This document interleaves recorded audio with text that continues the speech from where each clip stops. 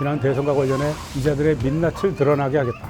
껍질을 벗겨주겠다고 말했습니다. 당연히 자신이 있으니까 특검을 요구하고 특검을 한정하지 않겠습니다. 그 자료들이 김건희에게도 갔고 윤석열에게도 갔고 위에 다 갔다. 검찰과 대통령실이 한몸이 되어 수사 상황을 공유하면서 축구 선수가 앞에서 골 때 골 넣을 수 있는데 일부러 그거 안 넣고 기다리고 있는 거죠. 대검과 민정수석실의 승낙이 있어야 가능한 수사입니다. 경호처를 털면 검찰 고위층 수뇌부가 다치는 일이 있는 것 같다. 그랬더니 김용현 씨가 이렇게 이야기합니다. 대통령과 통화 후에 이야기하겠다. 계엄 전날 국정원장이 영부인하고 왜 문자 주고 있습니까? 자주 있는 일은 아니었습니다.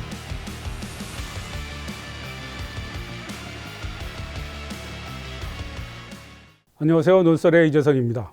내란 사태가 발생한 지 2달이 넘어가면서 피로감을 호소하는 분들이 많습니다. 내란 우두머리 윤석열의 파렴치한 궤변과 거짓말, 호수 위에 떠있는 달그림자. 최상목 대통령 권한대행을 비롯한 자료가 접혀 있었습니다. 고위 관료들의 잘못하다가 알겠습니다. 압사 사고가 나겠다. 종이 쪽지 몇 개를 좀 멀리서 이렇게 본 게 있습니다. 기억을 하기가 굉장히 어렵습니다. 무책임하고 이기적인 면피와 떠넘기기를 더 이상 보고 있기가 힘들다는 하소연입니다. 저도 마찬가지입니다.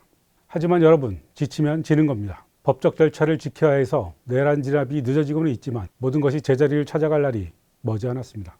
12.3 계엄 선포의 헌법과 법률 위반이 너무나 뚜렷해서 만장일치로 파면 결정이 나올 것이라는 예상이 압도적입니다. 이제 우리는 지난 2달 동안 놓친 것이 무엇인지 점검해 봐야 할 시기입니다. 여러 가지가 있겠지만 오늘은 검찰 얘기를 해보겠습니다.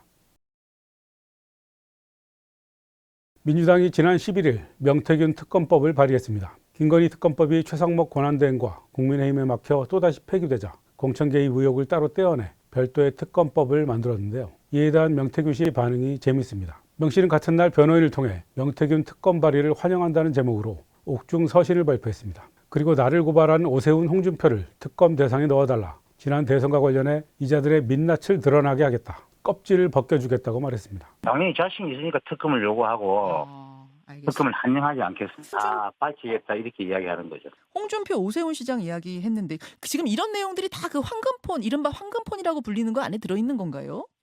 황금폰 안에 들어 있습니다. 황금폰이란 명태균 씨가 사용하던 휴대전화를 말하는데요. 윤석열, 김건희 부부와 주고받은 메시지와 통화 녹음이 들어있다고 합니다. 그런데 여기에 오세훈 서울시장과 홍준표 대구시장 관련 내용도 들어있다는 겁니다. 국민의힘은 명태균 특검법은 국힘 난도질하고 괴멸시키겠다는 것이라고 반발하고 나섰습니다. 여당의 목숨줄을 노리는 자객 특검입니다. 제발이 저린 걸까요? 이 정도면 거의 자백으로 들립니다. 내가 들어가면 한 달 만에 그냥 이 정권이 무너질 것 같지.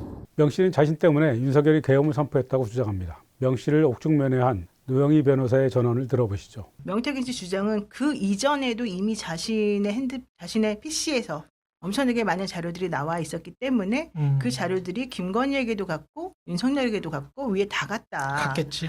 검찰이 그 자료를 활용하지 않고 수사도 안 하고 있는 그 타임에 이 윤석열 부부는 그 자료들을 먼저 보고 이걸 어떻게 할까 고민을 너무 많이 하고 있었었는데 근데 결과론적으로는 구속 기소가 되는 날 이걸 막을 수 있는 방법은 큰 거 터트리는 것밖에 없다. 그렇지. 주장인 거죠. 명 씨가 구속 기소된 날이 12월 3일이죠. 이날 저녁 윤석열이 계엄을 선포합니다. 바로 전날인 2일엔 명 씨의 법률 대리인 남상권 변호사가 이른바 황금폰을 민주당에 줄 수도 있다고 기자들에게 말합니다. 정권 획득을 노리는 민주당에 제출할 수 있습니다. 윤석열이 계엄이라는 발작 버튼을 누르는 직접적인 계기가 명태균일 거라는 세간의 추측이 맞았던 것으로 보입니다. 검찰이 명태균 사건을 인지하고도 수사하지 않고 아무도 모르게 뭉개고 있었던 사실도 우리 모두 알고 있죠. 명태균에 대한 검찰 수사는 그 자체로 특검의 수사 대상이 되어야 합니다. 지난해 9월 5일 뉴스토마토가 김건희 여사의 공천 개입 의혹을 처음 보도할 때까지 국민은 검찰이 이 사건을 쥐고 있는 걸 전혀 몰랐습니다. 선관위가 명태균 씨와 김영선 전 의원 등을 정치자금법 위반 혐의로 검찰에 고발한 것은 2023년 12월이었습니다. 선거법 위반 혐의 수사 의뢰는 2024년 7월 이루어집니다. 언론 보도가 나오기까지 검찰은 무려 9달가량 이 사건을 들고만 있었던 겁니다. 처음엔 이 사건 핵심 제보자인 강혜경 씨에게 덮어 씌우려 했다는 의혹도 있습니다.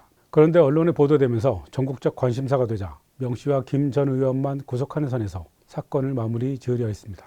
명태균 씨 주장처럼 검찰과 대통령실이 한몸이 되어 수사 상황을 공유하면서 처음부터 수사 방향을 논의한 것 아닌지 의심이 드는 건 당연합니다. 뉴스타파가 최근 입수한 107쪽 분량의 검찰 수사보고서는 명태균과 윤석열, 김건희 부부가 나눈 메신저 대화를 캡처한 이미지 280개를 분석한 것인데요. 이미 지난해 11월 4일 검찰 내부 결재가 완료된 것으로 드러났습니다. 이때는 민주당이 윤석열 대통령 공천 개입 육성을 공개한 지 얼마 안 되는 시점입니다.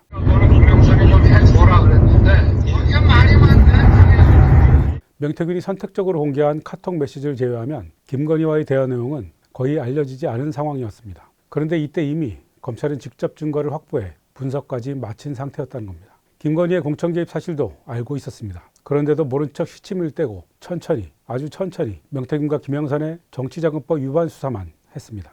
관련자 소환조사, 필요한 것에 압수수색, 계좌 추적이 이루어져 함에도 불구하고 그런 걸 했다는 소식은 제가 들어보지 못했습니다. 제가 검찰에 오랫동안 근무했던 경험에 비춰봤을 때 이러한 사건은 일선 지방검찰청 마음대로 수사하지 않습니다. 대검과 민정수석실의 승낙이 있어야 가능한 수사입니다. 지난해 11월 4일자 수사보고서 저희가 공개했잖아요. 제목이 명태균의 22대 총선 개입 정황 확인 이렇게 돼 있어요. 제목이. 근데 내용은 김건희의 총선 개입 확인입니다. 내용은 차마 거기다 김건희를 못 쓰겠으니까 명태균이라고 쓴 거고 대대적인 압수수색과 수사를 통해서 하는 게 정상인데 안 했습니다. 그러니까 축구 선수가 앞에서 골대 골 넣을 수 있는데 일부러 그거 안 넣고 기다리고 있는 거죠. 법과 원칙에 따라 제대로 수사를 하기는커녕 사실상 피의자라고 할 수 있는 대통령 부부에게 수사 내용을 일일이 보고한 것은 아닌지, 그래서 일부러 수사를 뭉개고 축소하고 엉뚱한 방향으로 몰아간 것은 아닌지 반드시 밝혀내야 합니다. 검찰은 명실상부한 친위 돌격대로서 윤석열의 정적을 제거하고 허물을 덮어주는 역할을 충실히 수행했습니다. 윤석열이 계엄이라는 망상을 실행에 옮길 수 있게 하는데 검찰이 결정적인 역할을 했습니다. 만약 검찰이 문재인 정부 때의 10분의 1만큼이라도 살아있는 권력 수사를 했다면 윤석열은 계엄을 꿈도 꾸지 못했을 겁니다. 공범들이 모두 유죄 판결을 받은 도이치모터스 주가 조작 사건도 무혐의, 명품백도 무혐의 처분을 받으면서 윤석열은 자기가 원하는 일은 뭐든 성공한다고 믿었을 겁니다. 양평고속도로 노선 변경이나 대통령실과 관저 공사 의혹은 수사 착수조차 하지 않았습니다. 그런데 계엄 수사에선 달랐습니다. 윤 대통령이 선을 넘었다고 검찰 조직이 판단한 것입니다. 검찰은 윤석열이라는 괴물을 낳은 친정으로서 결재 해제하는 모양새를 갖추고 싶었을 겁니다. 검찰 조직을 살리기 위해서는 윤석열이라는 환부를 도려내야 한다고 생각했을 겁니다. 그래서 경찰 공수처와 수사 권한을 다툴 정도로 열심히 합니다. 단 예리한 칼로 윤석열만 도려내는 수술을 하고 싶었을 겁니다. 검찰이 딸려 들어가면 절대 안 된다고 생각했겠죠. 여러분, 검찰이 작성한 내란 우두머리 피의자 윤석열 공소장 보셨습니까? 12.3 계엄 당시 윤석열과 김용현 일당이 무슨 일을 벌였는지 비교적 상세히 나와 있습니다. 하지만 이상한 점이 하나 있습니다. 바로 검찰의 역할이 보이지 않는다는 겁니다. 검찰은 군과 경찰 관련 수사에서 멈추고 더 나아가지 않습니다. 심지어 검찰이란 단어를 일부러 감추기도 합니다. 윤석열 공소장을 보시죠. 여인영이 정성우에게 방첩사령부 수사관들이 선거관리위원회 3곳과 여론조사꽃으로 출동하여 전산실 출입을 통제하고 국정원, 수사기관 등 민간 전문 분석팀이 오면 인계해주되 만약 여의찮으면 서버를 떼어와야 한다고 비상계엄이 선포되었을 때 국군 방첩사령부가 해야 할 임무를 알려주었다. 이 대목은 여인영 방첩사령관의 부하인 정성우 방첩사 1처장의 진술을 토대로 한 공소사실인데요. 국정원, 수사기관 등 민간 전문 분석팀이라고 되어 있습니다. 하지만 정 처장은 당시 부하들에게 선관위에 검찰이 온다고 말했습니다. 여인영은 내란 당일 정성우 방첩사 1처장에게 선관위에 검찰과 국정원에서 올 거다. 중요한 임무는 검찰과 국정원에서 할 거니까 그들을 지원하라라고 지시했고 정성우 처장은 대령 7명에게 같은 내용을 전파했습니다. 당시 대령들이 정 처장의 지시를 적은 메모에는 검찰이라는 단어가 선명하게 적혀 있다고 합니다. 검찰이 이미 지난해 12월 이 메모와 진술을 확보한 상태였습니다. 당시 언론 보도도 나왔습니다.